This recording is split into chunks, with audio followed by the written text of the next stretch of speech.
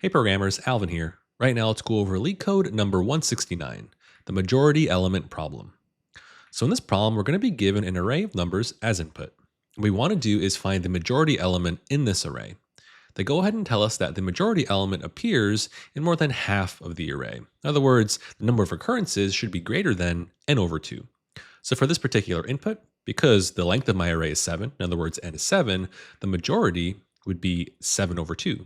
In other words, I need to find an element that appears more than 3.5 times. So at least 4 times is what we're saying here. In this particular input, what we can do is just count things up. So if I look at my different elements, I can see that the number 1 appears 3 times, and the number 2 appears 4 times. Of course, that means that number 2 is indeed our majority element, because its count of 4 is greater than 3.5. And so here we just want to return that element. We would return the element 2. Let's go over another example. Let's say I had another longer array here. This time the length of my array is 10, so n is equal to 10. That means my majority threshold is going to be 10 over 2, which would just be 5. So I need to find some element that appears more than 5 times. Of course, if you count things up here, 3 occurs twice, 4 occurs twice, 7 occurs 6 times. Notice that the count of 6 is greater than my majority threshold of 5, so it would be the case that I should return 7. It's the majority element here. So at this point, it's pretty plain to see that finding the count of each element in the array is going to be the key to victory here. In other words, for every element, I want to figure out its count. And we can do that in a nice hash map. I can make the elements the keys, and the corresponding counts, I'll make that the corresponding value. And so I think the best way to solve this one would be using a hash map. There is another algorithm you can use to solve this one, mainly the Boyer-Moore voting algorithm. It does give you the same time complexity and a slightly better space complexity. The downside of the Boyer-Moore algorithm is that it's really specific. It really only operates to find a majority element. So in other words, if you want to find some element that occurs for more than half of the time. Boyer-Moore is really specific and less versatile compared to our classic counting hash map. And for this reason, I would not learn the Boyer-Moore voting algorithm. The juice just isn't worth the squeeze. And I think your interviewer is going to be very happy with your hash map solution. And of course, the huge upshot is, trust me, as you solve a lot of data structure and algorithm problems, you're going to come back to this counting hash map algorithm again and again. If I was interviewing, I would do the same. So let's go over the algorithm here. What I'm going to do is start with an empty hash map. So if you're doing this in Python, you're going to create a dictionary, or if you're doing it in JavaScript, you'll create an object. Java, you'll create a hash map. I'll just call it my count. And what I want to do is start iterating through my actual array here. So I'm going to start with the very first element. What you want to do is just accumulate these elements within your count hash map. So it's really the first time I'm seeing the 3. And so what I can do is I can check, is 3 currently inside of my hash map? This is an okay thing to do because hash maps have a constant time lookup. Since it's the first time I'm seeing 3, I'm going to initialize it as a key within my hash map and also set its corresponding value to 1 because I've seen a single 3 thus far. Now on to the next iteration, I have my 4, and again, I check if 4 already exists inside of my hash map. It doesn't, so I go ahead and initialize it, set its count to 1. And this process continues. Same thing for 7. I initialize 7 into the hash map for the first time. And at this point, I iterate through my second 7. When I go ahead and check if 7 exists in my hash map, I'm going to find it. It's right here. And so instead of setting its value to 1, I want to increment its value by an additional 1. So now 7 has a count of 2. As I modify values of my hash map, it would also be useful to check them. In other words, now that I incremented the count of 7, I know that it has a count of 2. I should compare that against my majority, right? My majority threshold is 5 here. So I just check, is the count of 2 greater than 5? It's not, so I keep going. So I hit the 4 here, I would increment its value, iterate to the 7, and now has a count of 3. It's still less than my majority threshold, so I keep going. Now 7 has a count of 4, still less than my threshold.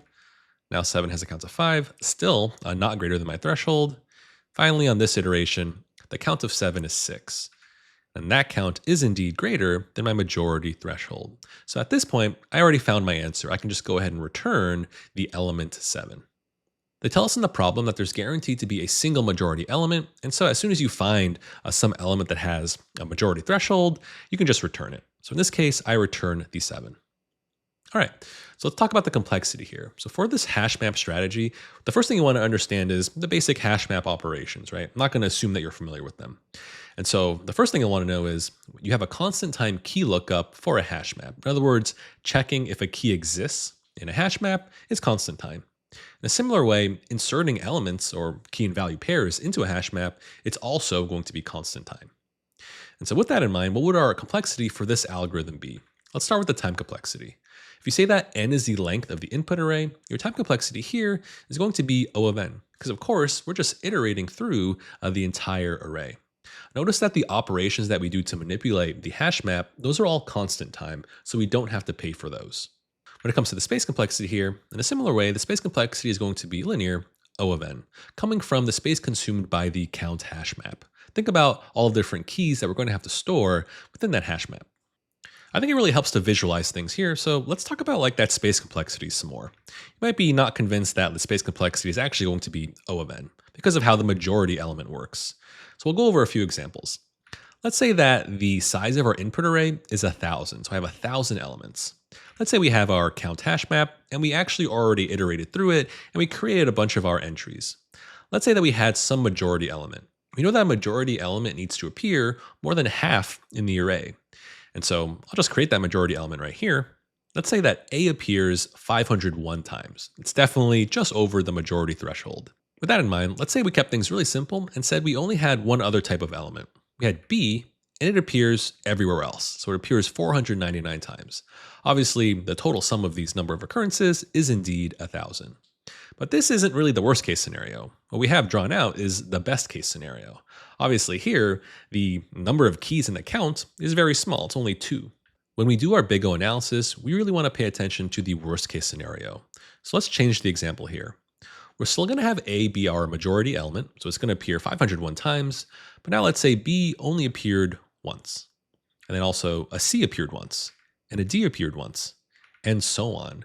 So besides the majority element of A, I have a bunch of other elements, and they all appear once. It's pretty clear how this would be the worst case scenario, right? This would maximize the number of different keys within our hash map. In other words, we're maximizing the size of this hash map. Think about how many total other elements you're going to have. In this example, you would have 499 in all. Then you have that one majority element with a count of 501. If you look at the total number of keys in this current example, it would be 500, right, based on the example. And so it looks like for this worst case scenario we have sketched out, the total space complexity consumed by the hash map looks like it's like n over 2, right? Because I just did 1,000 divided by 2 gives me 500, which is indeed the number of keys in my current count object. But when we do our big O simplification, that n over 2, we can factor out that over 2 part, just giving us O of n. That's why we can comfortably say that the space complexity here is O of n. All right, now let's jump into the code walkthrough for this. All right, so let's implement that strategy we just traced out on the whiteboard. I'm going to start by figuring out what my majority threshold is. So I'll go ahead and say majority is going to be equal to the length of nums, and just divide that quantity by 2, right? So length nums by 2. And then I'll show you how to solve this in a few different ways. Let's just start out with like the nothing fancy solution, because maybe you're following in another language. So we won't use any cool built-in Python methods. We'll just manually create our counter hash map, which for me in Python is going to be a dictionary. So I'll go ahead and create my count. It's just going to start as an empty dictionary. What I want to do is start iterating through my list here. So I'm going to say for num in nums. What I want to do is start counting things up. So I have to check if that number exists inside of the count dictionary. So I'm going to check if num is not yet in the count, then I need to initialize it for the first time. To initialize it, I can set count of num, set that equal to 0. So this would mean I initialize it to 0, and afterwards I know it definitely exists, so I could just increment that value. So I'll just do count of num plus equals 1. Great.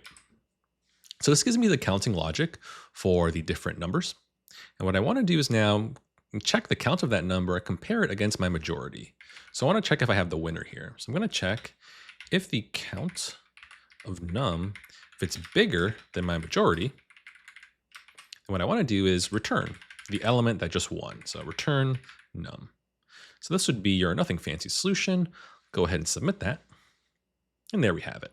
If you run it a few times, you will get some different runtimes. The most important thing you do on LeetCode is to actually do the analysis for your code. So we already spoke about the time and space complexity analysis for our code here. Don't get caught up in the runtime because you can obviously see that it varies quite a bit. So with that out of the way, let me also show you how you could solve this using some built-in stuff in Python. So you can also maybe from collections, import the counter collection. So the counter collection gives us just a nice built-in way to generate this counter hash map really easily. So I'll call that my version 1. So for version 2, if you want to write it a little more Pythonic, maybe you can just go ahead and generate your counter up front. So I'm going to create a counter from the list of nums. I'll go ahead and save that. I'll just call it still my count. And just to make sure we're on the same page here, let's just say I got rid of this part. Let's for now just print out what that count looks like. So I'll hit run so I can see this test case. Open this guy up over here. So I just want to see what it prints out. So over here, so our input was 323. Notice that I get back the Python counter collection where 3 appears twice and 2 appears once, corresponding there. Great. So this will generate your entire counter hash map in one swoop. And then what you want to do is just check it, right? So I can just maybe iterate here. I'll say we'll say element within the count. What you want to do is check it. So I can check if the count of that LE, if it's greater than my majority, and just go ahead and return that element. Notice that in this version, I'm now iterating through the actual keys of my counter that I created. If you run this, this would be a nice way to solve it using Python's built-in counter collection.